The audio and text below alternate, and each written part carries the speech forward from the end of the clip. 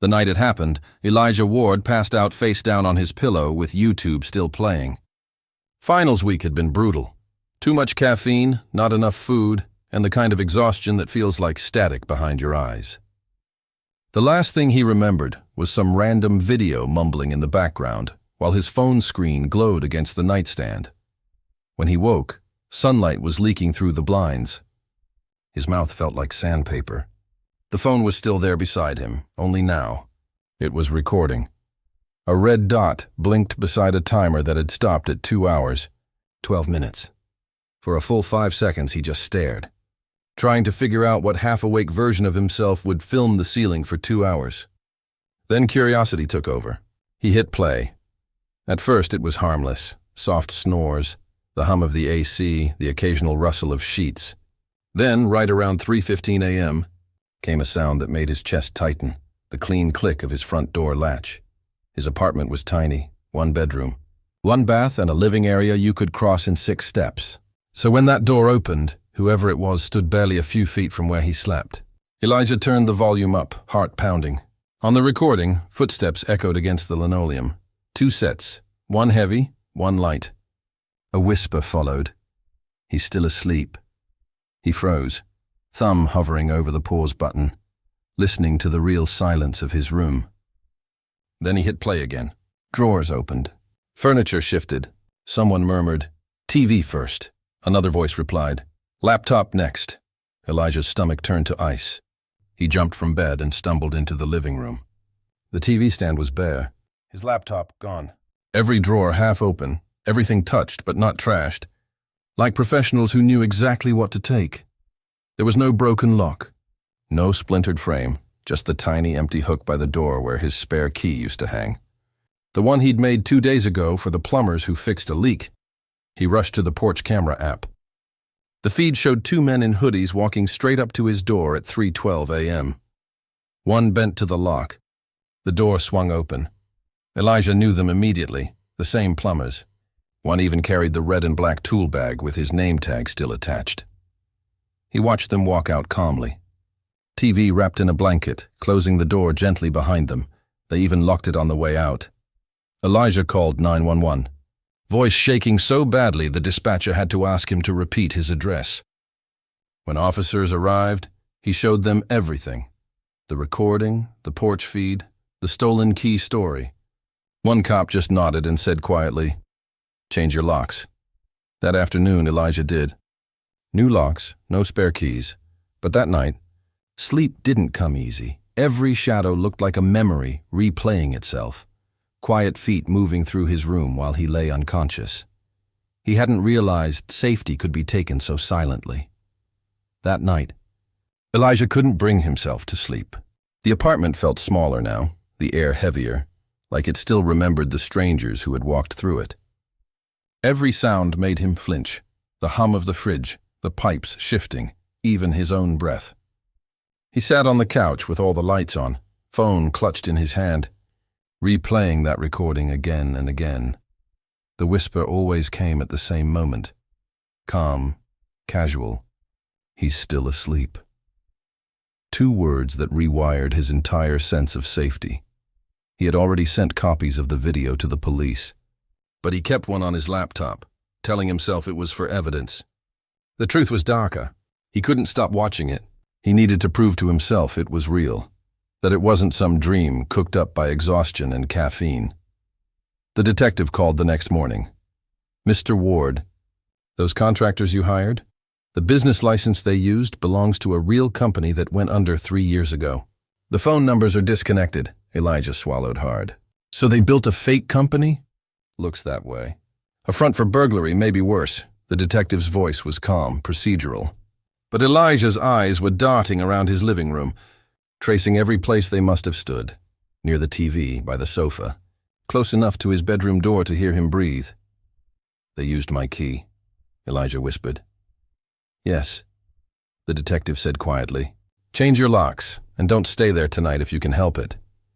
He did everything right. New deadbolt, new peephole, even a door wedge for his bedroom. Yet none of it helped. Every time he tried to lie down, the back of his neck prickled like someone was leaning over him. By day, he tried to be normal. He went to class, drank coffee, nodded at people who asked if he was okay. But his voice sounded strange to him, like it belonged to someone who hadn't slept in weeks. At night, he created rituals. Check the front lock. Wedge the door, close the blinds, lay the phone by the pillow with the flashlight app ready to blind anything that moved. He'd whisper each step like a prayer. Lock, wedge, blinds, phone. It became muscle memory, not for comfort, but control. The worst part wasn't the silence. It was knowing how quiet they had been. How easy it had been for them to move around him without ever waking him up. He could imagine their shoes on his floor, the way one might have looked toward his open bedroom door and smiled. Sometimes, as he drifted toward sleep, he swore he heard the whisper again. He's still asleep. Except this time, he wasn't. He'd snap upright, heart racing, hand reaching for the phone, but there'd be nothing there. Just shadows pretending to be shapes and the faint hum of the fridge that now sounded almost human. The police never caught them. His TV turned up at a pawn shop months later, but he refused to claim it. He didn't want anything that had been in their hands back in his home. He'd already taken enough of that night back with him, in his pulse, his dreams, and the quiet corners of a place that never felt like his again. Weeks passed, but the apartment never thawed. Elijah still lived there. Technically, but it didn't feel like living. It felt like existing in someone else's memory. Every corner of that place held a ghost of motion. A drawer once opened, a footprint that only he could see. He tried not to think about the recording. He even moved the file into a hidden folder on his hard drive, labeling it School Notes, Spring. But some nights, curiosity clawed through exhaustion, and he'd open it again. The whisper always hit the same way. Soft, bored, almost intimate. He's still asleep. It wasn't just the words anymore. It was the tone, that casual, unhurried confidence of someone who knew they had time. They weren't afraid. They didn't rush. They were comfortable in his space, and that realization was worse than fear. It was humiliation. The idea that they'd moved around him like he was part of the furniture. That his unconscious body was just another obstacle to step around. He stopped inviting people over. He stopped telling the story. No one wanted to hear it anyway. Not really. People nodded, said, "At least you weren't hurt," and changed the subject. But Elijah knew better. Something had been taken that night. That wasn't replaceable. It wasn't the TV. It wasn't the laptop. It was ownership of his own home. He developed habits, small, ones that made him feel like he was reclaiming space. He rearranged the furniture, switched the bed to the opposite wall, installed a motion sensor above the door. At first it helped, then the quiet started to feel heavier again. So he added more: lock, wedge, blinds, phone, alarm. A routine that became almost sacred. The wedge under his door wasn't about keeping intruders out.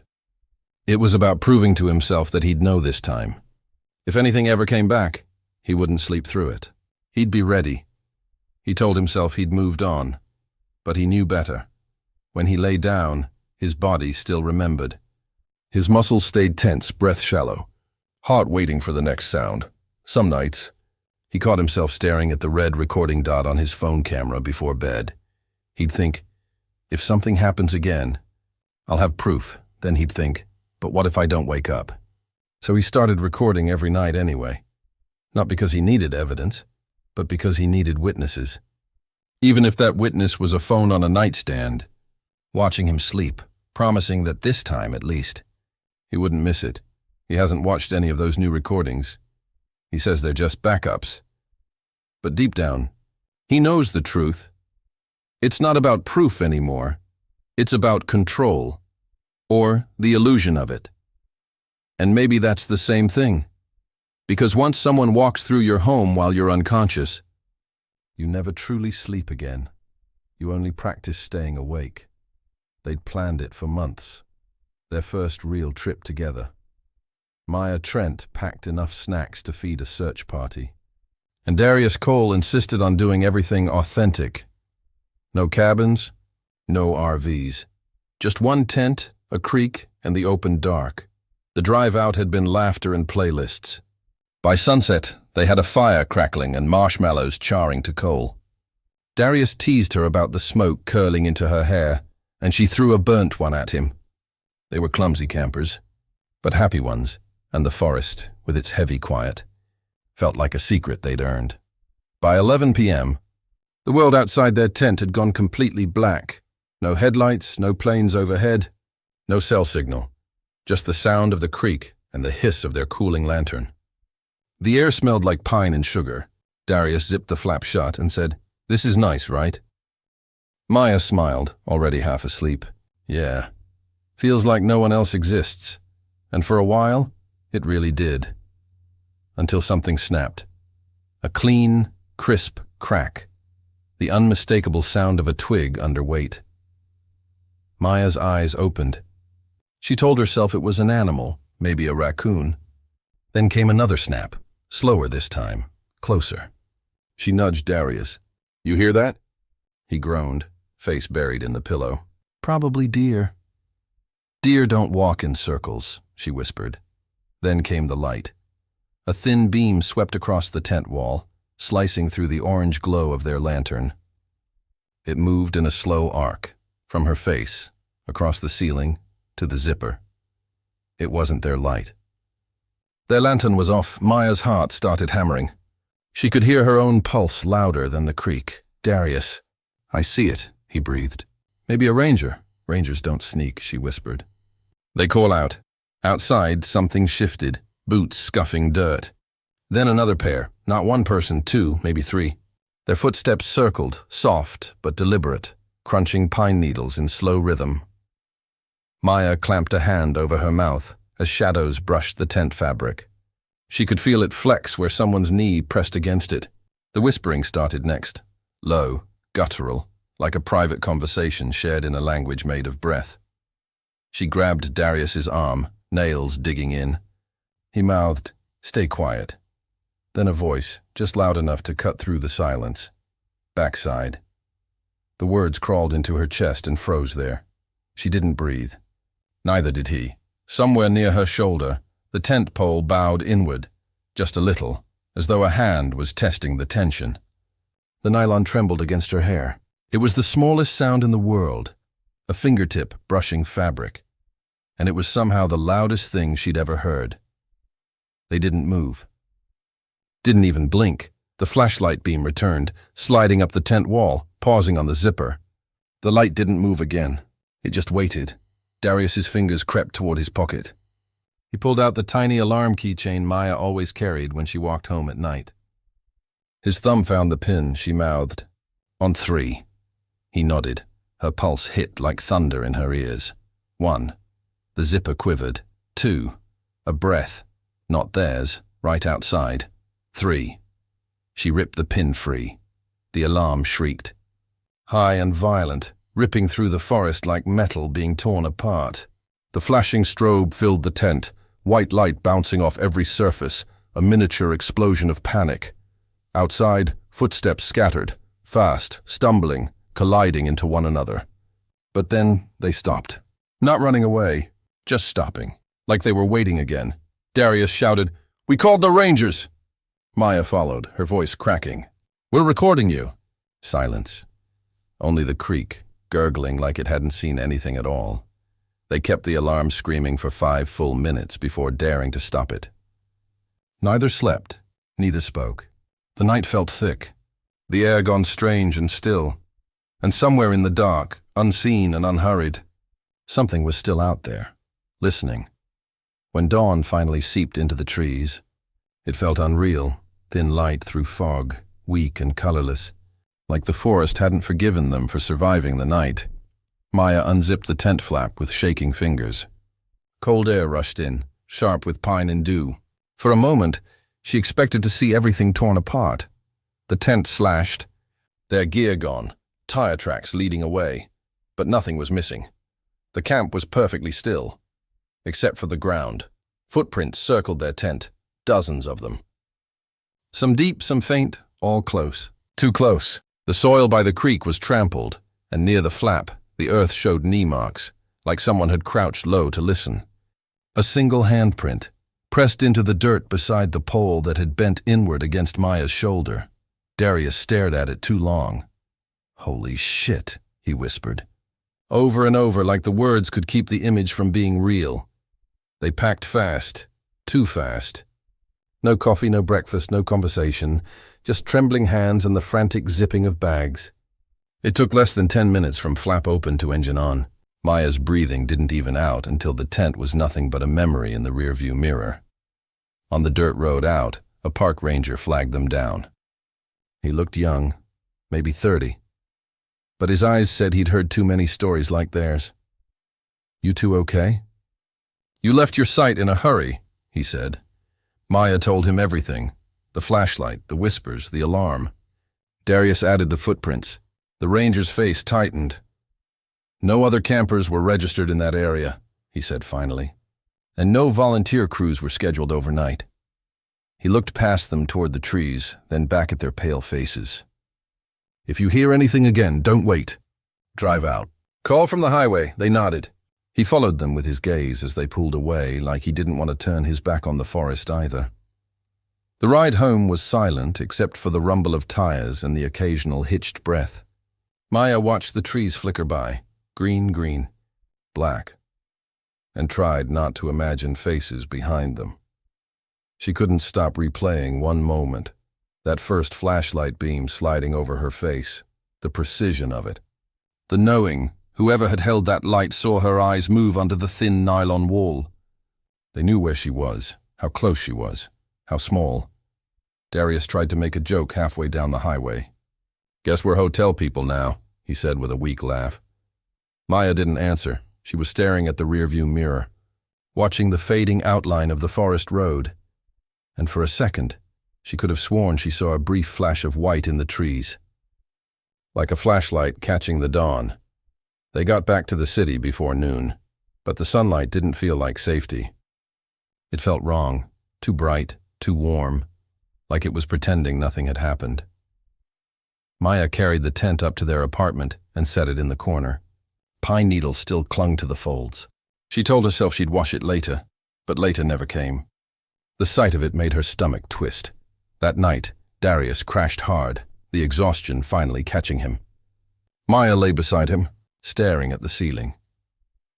Every creak in the pipe sounded like boots in the dirt.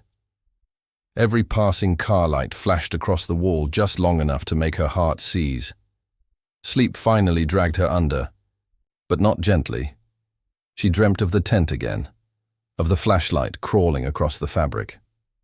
Only this time the light didn't stop on the zipper. It stopped on her face and stayed there.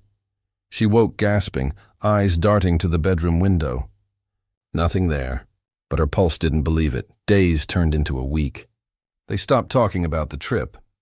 When friends asked how it went, Darius said, "Great, except for the weather." Maya forced a smile and nodded. But every time she tried to say it was fine, her throat went dry. She avoided the tent. She avoided silence. When she showered, she played music loud enough to drown out thought. When Darius left for work, she kept every curtain half open, enough to see if anyone stood outside. But the fear was clever. It adapted. One night, walking home from class, Maya heard footsteps behind her.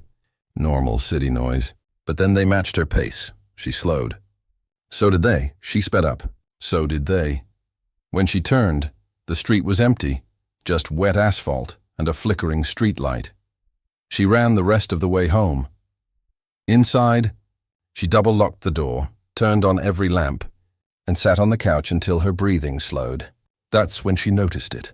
A faint reflection in the glass of her TV screen. A small white glow pulsing near the window. Steady and deliberate. She stood, heart hammering, and stepped closer. It was gone. Just her own reflection trembling. A month later, they finally moved the tent into storage. Darius joked that maybe they'd try camping again one day, somewhere with cabins and Wi-Fi. Maya didn't respond. She just ran her fingers across the tent bag one last time. The fabric still smelled like smoke and pine. Sometimes when the night outside their apartment turns still and the power hums low, she swears she can hear the forest again. The creak. The hush. The whisper. And right before she closes her eyes, she sees it. A thin beam of white light sliding over her skin. Slow, patient, searching. It always stops at her face. And every time, she tells herself the same thing. Don't move. Don't breathe. They only come when you're asleep. Night shifts paid better. That was the only reason Andre Holt took the janitor job at the Meridian Tower. No bosses breathing down his neck. No office noise, just him, the hum of the HVAC, and 6 floors of silence. He liked the quiet, or at least, he used to. That Friday, he clocked in at 10:58 p.m. Badge beep echoing in the empty lobby. The building was a mirror at night, glass reflecting glass, city lights dissolving in polished marble. Andre grabbed his cart, rode the elevator to the top floor, and started his usual route downward, 7, 6, 5, and so on. By the time he reached the 5th floor, the hallway lights had that cold fluorescent buzz that made everything look slightly off. He pressed the button for 5, leaned on the cart handle, and waited.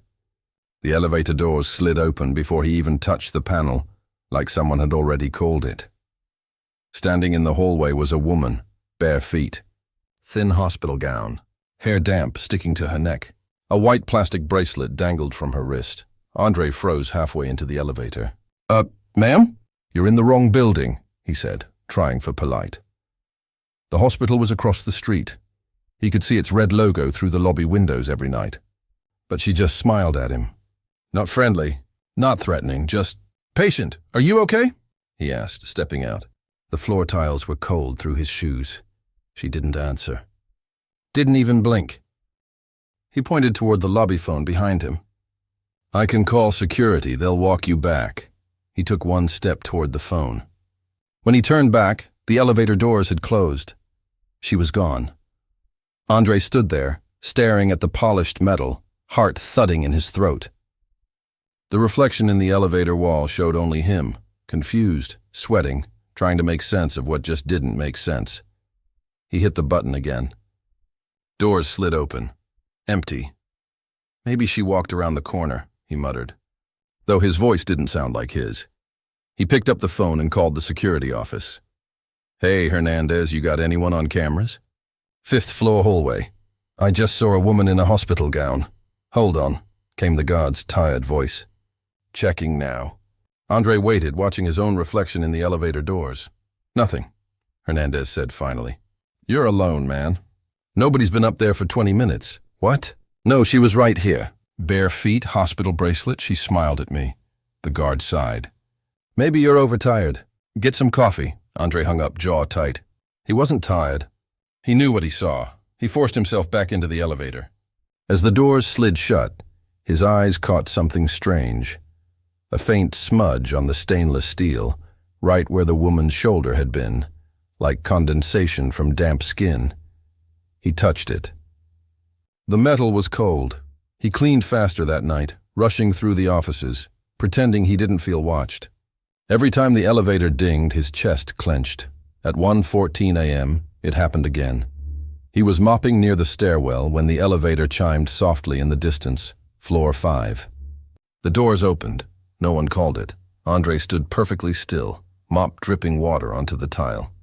The air felt wrong, heavy, colder than before. He didn't move until the doors finally slid shut again.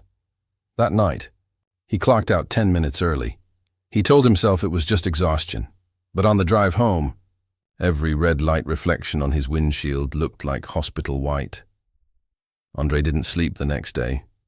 Every time he closed his eyes, he saw that smile, faint, polite, as if she were reassuring him that it was okay she didn't belong there. By nightfall, he convinced himself it had to be a trick of reflection, some weird play of the elevator's chrome. He told himself the same thing 3 times on the drive back to the tower. It didn't help. At 11:03 p.m., he clocked in again. Hernandez, the night guard, looked up from his monitors. "You still thinking about that woman?" Andre hesitated. "You checked the cameras, right?" Hernandez nodded toward the feed wall.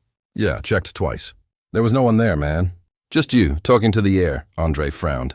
"Run it again." The guard sighed but pulled up the clip. There it was. The 5th floor hallway, quiet and sterile. The elevator door slid open. Andre appeared half in the frame, talking, gesturing to nothing. He even stepped back, holding the door like he was giving someone space. On screen, he nodded once, smiled nervously, and said something to the empty air. Watching himself that way, polite, careful, kind to nobody, made Andre's stomach twist. He looked smaller on camera, uncertain, almost desperate for what he saw to be real. Could be glare, Hernandez offered. From what? There's no reflection point here. The guard didn't answer. Instead, he opened an old PDF on his desktop, a building schematic. You know this tower was connected to the hospital once? Andre blinked. Connected how? Underground tunnel, back when they used to share the power grid, supposedly sealed when the hospital expanded. The guard scrolled down to a section labeled Basement. Level B2. A faint gray line ran from the tower to the hospital campus. Next to it, PED tunnel, decommissioned. Andre's throat felt dry. Sealed when? Blueprint says 15 years ago. But they never updated the electrical route, so technically, Andre cut in, there's still a path. Hernandez shrugged. Maybe, if you believe ghosts like blueprints. Andre left the office without answering. He told himself he was being stupid, that the tunnel was just paperwork from an era when nobody deleted anything. Still, when he hit the elevator button, his hand shook. The doors opened immediately, waiting for him. He stared at the panel. The 5 button was already lit. He didn't press it. The doors slid shut, and the car started moving anyway. When it stopped, the display flickered once, then showed 5 in sickly red digits. The doors opened onto the 5th floor. Empty hallway. The hum of vents. The framed motivational posters about teamwork and excellence. Then faintly, the soft drag of bare feet against linoleum, somewhere down the corridor. Andre's pulse exploded.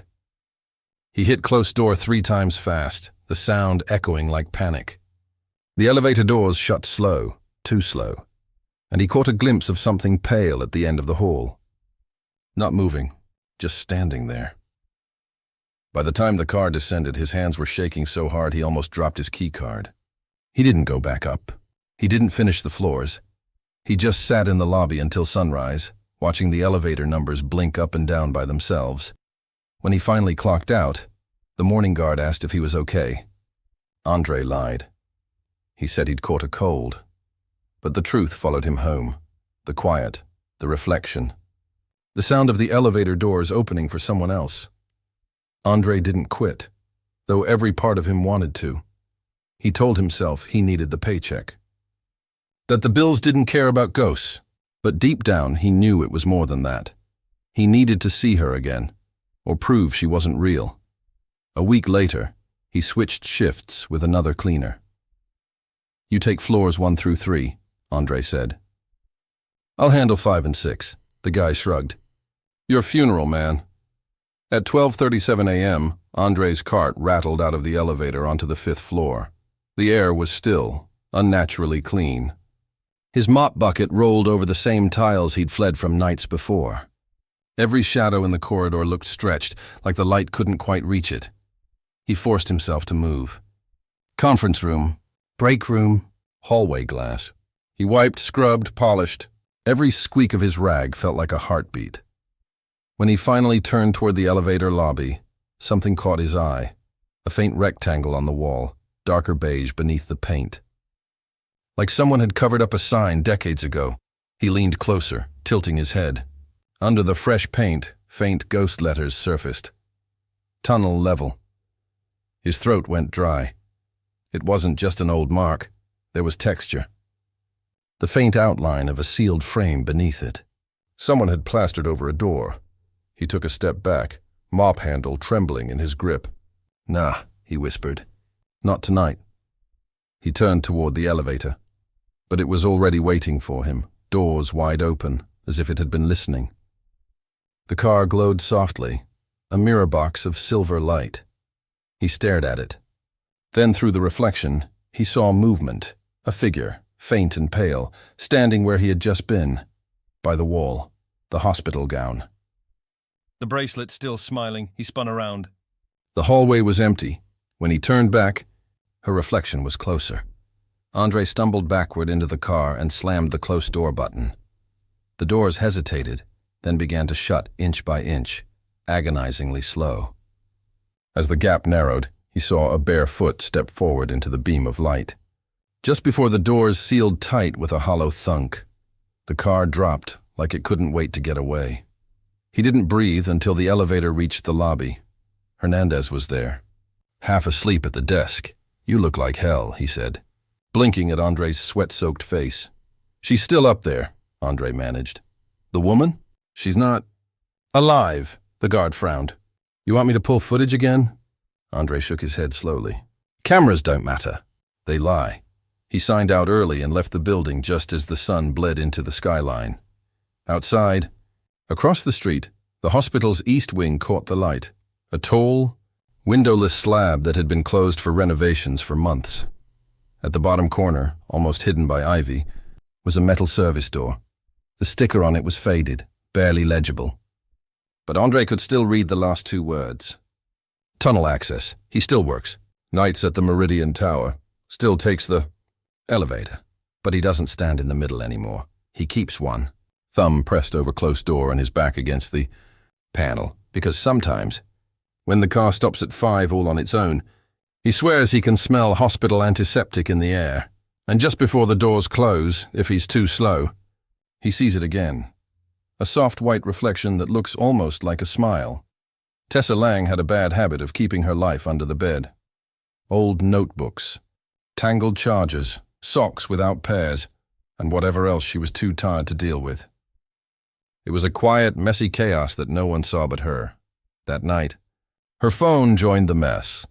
It slipped from her nightstand around midnight, buzzing once as it fell, lighting up the dusty floor beneath the bedskirt. She told herself she'd get it in the morning. Then it buzzed again. And again. The lock screen's glow flickered against the carpet like a tiny heartbeat. Tessa sighed, rolled over and muttered, "Fine." The air down there was stale. She knelt beside the bed, cheek pressing into the carpet, peering into the narrow, dark slit where the glow pulsed. Her fingers reached under blindly, brushing cardboard, an old shoebox, a charger cable.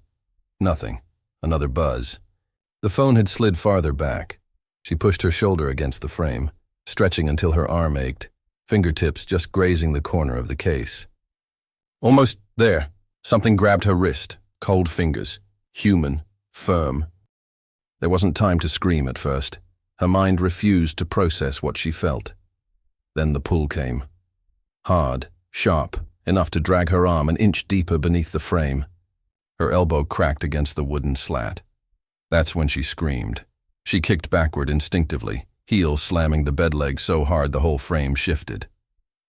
The hand slipped for a fraction of a second, then clamped down again, skin like dry paper and steel. "Let go! Let—" She tore free in a single violent motion, scrambling back across the carpet.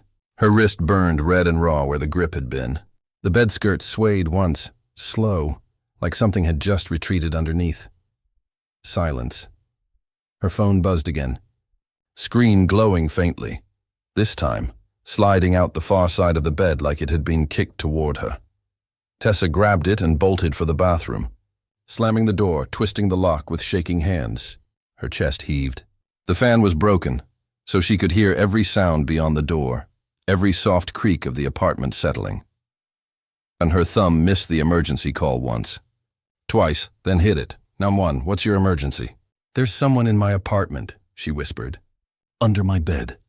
The dispatcher's voice was calm, practiced. "Stay in a locked room. Officers are on the way. Can you hear anything right now?" Tessa pressed her ear against the door. Steps, slow, deliberate, on carpet. One pass in front of the bathroom.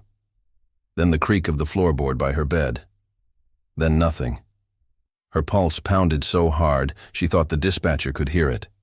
"Stay where you are," the voice repeated. "Do not engage." The silence stretched until it broke. The faint click of her front door latch. Not slamming. Not rushing. Just the soft sound of someone leaving quietly. "He left," she whispered. "You're sure?" "I heard the lock. Stay on the line until officers arrive." She did. Knees pressed to her chest, eyes locked on the bathroom door, listening to the seconds crawl past.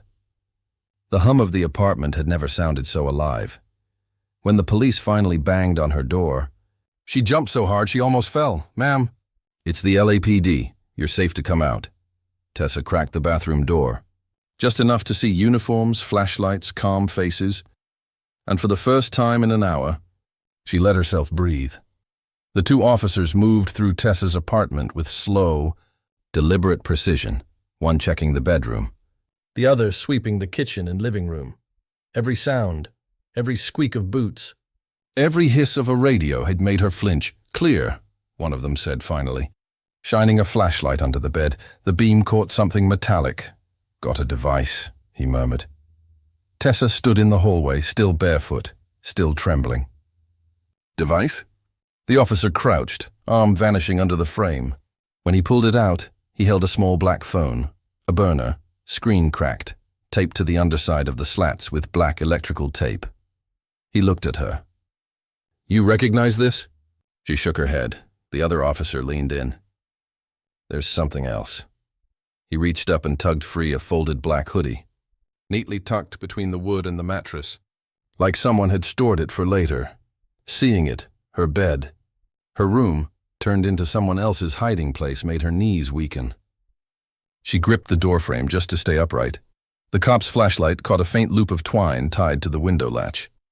Outside, the rusted fire escape was dusted with fresh shoe prints. "Latch is damaged," the officer muttered. "Looks like it was pulled shut from the outside." Tessa stared at it, her mind catching up piece by piece. "So, he didn't run out the front?" One of them looked at her gently. "No, he walked out." The phrase hit harder than any scream. He walked out. Like he belonged there. They asked if she'd given anyone a key. "No, any maintenance visits? None but recent deliveries?" That word stopped her. "The bookshelf," she whispered. "Last week. 2 guys. They offered to carry it up for free. They were in here for maybe 5 minutes." She remembered one of them setting the box down near the bed, the other glancing around casually, eyes flicking under the frame. It had felt normal then. Small talk, quick signatures, nothing strange. The officer nodded slowly. "We'll check it. You did the right thing calling us." He bagged the hoodie and the phone, sealing them with tape. "We'll see what we can get." That sentence, "we'll see what we can get," sounded professional, but hollow. Like a phrase they'd said too many times before. When they left, the apartment looked the same as before. But it wasn't. The bed wasn't hers anymore. The air wasn't either. She sat on the bathroom floor again, just to feel the cold tile under her palms. Something solid in a world that had quietly let a stranger inside. She called her mom afterward, voice shaking, words stumbling. "I'm okay," she said first. "I'm okay." Everyone learns to say that before they even believe it. By morning, she'd dragged the mattress into the living room and built a nest of blankets on the floor. The sunlight felt safer, but barely. Every shadow looked like an echo. Every creak sounded like memory. When she finally dozed off, her hand brushed her wrist, the skin still bruised, where that cold grip had held her. She stared at the mark until her eyes blurred. No one ever tells you how quiet fear is. After it's gone, it doesn't leave screaming. It lingers. It hums in the walls and waits for dark. 2 nights later, Tessa still hadn't slept in her bed. The mattress sat against the living room wall like a corpse she couldn't bury. She told herself she'd move it back tomorrow. She told herself that every morning, but the shadows under the frame, even empty, even harmless, had become their own living thing. She ordered a new bed online. A solid platform frame, no space underneath.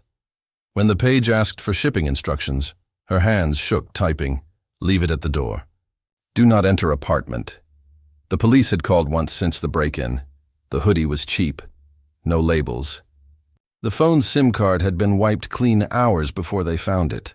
The case was still open, they said. But she could tell from their tone that open didn't mean active.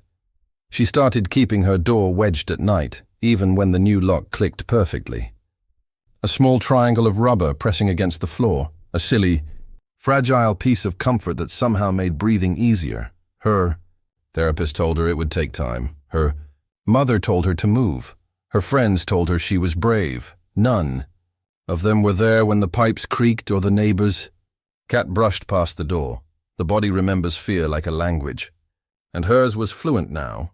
By the third week, the bruises on her wrist had faded, but she still rubbed the spot absent-mindedly when she was nervous, like she could still feel the outline of fingers there. She'd begun talking to her neighbor across the hall, Janelle, a nurse who worked nights. They made a quiet pact. If Tessa ever texted, "Are you up?" Janelle would answer. No questions asked. It wasn't friendship exactly. It was survival. The first night Tessa tried to sleep again in the bedroom. She couldn't. She lay on the mattress, phone in hand, every lamp on, waiting for something, a noise, a shadow, a breath. The silence felt too thick. That was worse than sound. At 2:14 a.m., a floorboard popped near the window. Her whole body went cold. She sat up slowly, every nerve screaming. But it was nothing, just the building settling. She made herself believe that. She had to. By dawn, she'd accepted it. Safety wasn't a place anymore. It was a practice, lock, wedge, blinds, phone. Every night, she repeated the sequence. It wasn't paranoia. It was faith. She still lives in that apartment.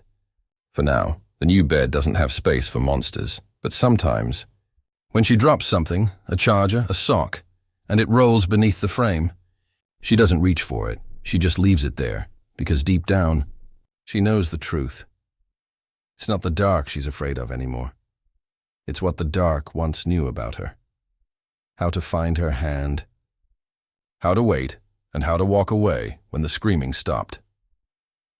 Malik Rowe had been driving since sunset, trying to make it home before dawn. I-10 stretched flat and endless ahead of him, the world reduced to yellow lines and the hiss of tires on asphalt. By 2 a.m., the caffeine had burned off and the road looked like water. He promised himself he'd stop at the next station with lights still on. The one he found looked almost friendly. Bright sodium lamps, a buzzing open 24-hour sign, a single other car parked by the air pump. He pulled in under the camera dome, set the nozzle, and leaned against the door while the tank filled. The night air tasted like metal and salt. He didn't hear the man arrive. He just looked up, and the stranger was already there. Mid-30s. Plain cap, gray t-shirt with a washed-out logo, holding a squeegee like it belonged to him. He smiled, easy and practiced. "I'll get that for you," he said, and the rubber blade was already on Malik's windshield before he could answer. Malik straightened. "Nah, I'm good. It's on the house, brother." The man's grin widened. The squeegee moved fast, efficient little arcs at the corners of the glass. He had the kind of confidence that came from doing something 1,000 times and expecting no one to stop him. Inside the mini-mart, the clerk was slouched behind the counter, scrolling his phone. Oblivious, Malik's eyes dropped to the passenger door lock. The nub was still up. The stranger saw it too. He didn't stop smiling. Malik thumbed the key fob. Click. The nub dropped. The man circled the hood, slow and casual, testing the passenger handle. The rattle was small but sharp in the empty air. "Come on, man," he laughed, voice light but wrong. "Just need to ask you something." Malik kept his tone flat. "Then ask from there." The pump clicked full. The sound was too loud. Malik's hand hovered near the nozzle, thinking buffer, thinking weapon. "You know how to get to Phillips?" the man asked, nodding toward the dark highway. "Next exit." "You're going the wrong way." The man nodded like he already knew. "You sure?" He tugged the handle again, testing. Not hard, just checking. Malik pressed lock again until the plastic dented his thumb. The stranger chuckled, almost fond. Then he leaned forward and wiped the last streak of the windshield with the side of his palm, leaving a greasy smiley face in the corner of the glass. Malik dropped the nozzle, snapped it into the cradle, slid along the car to the driver's side, and got in. Doors locked, ignition on. As he backed away, the man planted a hand on the passenger window, smearing the smile wider. Malik drove off without looking back until he hit the exit ramp. In the rearview mirror, the station shrank to a pool of yellow light with a man standing at its edge. Hands in pockets, still smiling. Malik didn't stop shaking until he reached the next town. The highway lights came back into focus one by one, and he realized how close he'd come to freezing in place back there. He pulled into another gas station, one that looked busier, safer, where 3 cars sat under fluorescent light and a minivan full of sleeping kids hummed quietly near the door. He parked, locked every door twice and sat for a moment, breathing through his teeth. His pulse was still sprinting, but the world had sound again. Air compressors, quiet laughter from inside, a vending machine's hum. Normal life. Inside, the clerk looked up as Malik approached. "You okay, man? You look like you saw something." Malik told him about the other station. The man, the squeegee, the smile that didn't match his eyes. The clerk didn't even look surprised. Tall guy? Cap, keeps the rag in his back pocket. Malik froze. "Yeah," the clerk sighed and set down his phone. "He's been hanging around a few exits up. Tries to get in people's cars. Sometimes says he's helping, sometimes asks for directions. Manager at the last station tried to chase him off last week." Malik's stomach turned. "So he's been doing this?" "For months," the clerk said. "We've called the sheriff a few times. They come check, but he's always gone before they get there." He scribbled something on a sticky note. The station name, the time, a phone number. "You were under our camera dome." "That's good. If you file a report, they can pull the footage." Malik nodded, though his legs still felt hollow. He stepped back outside. Looking at his truck, the smear of grease shaped like a smile still glistened faintly on the passenger glass. He didn't wipe it. Not yet. He called the sheriff's non-emergency line from his truck. "Yeah, we've had calls," the deputy said when he described the man. "Doesn't steal, doesn't brandish anything, but tries doors. Stick to well-lit areas. Don't engage. If you feel unsafe, leave while calling us." The advice was calm, boring, official. It sounded exactly right. Because horror didn't always arrive with knives or shadows. Sometimes it came in the shape of someone pretending to belong. By the time Malik got home, dawn was peeling over the horizon. He parked under his building's only camera and locked the doors again, pulling twice to feel the latch catch. Then he wiped the greasy smile away with a napkin, watching the black streak smear into nothing. He threw the napkin in the trash like it was evidence. That morning, he texted himself a note before falling asleep. Busy pumps only. Lock between cycles. Say no before they touch anything. He read it once, saved it, and closed his eyes, though he wasn't sure he'd ever sleep the same way again, because he'd learned the truth about fear on the road that night. It doesn't always chase you. Sometimes it just tests the handle first.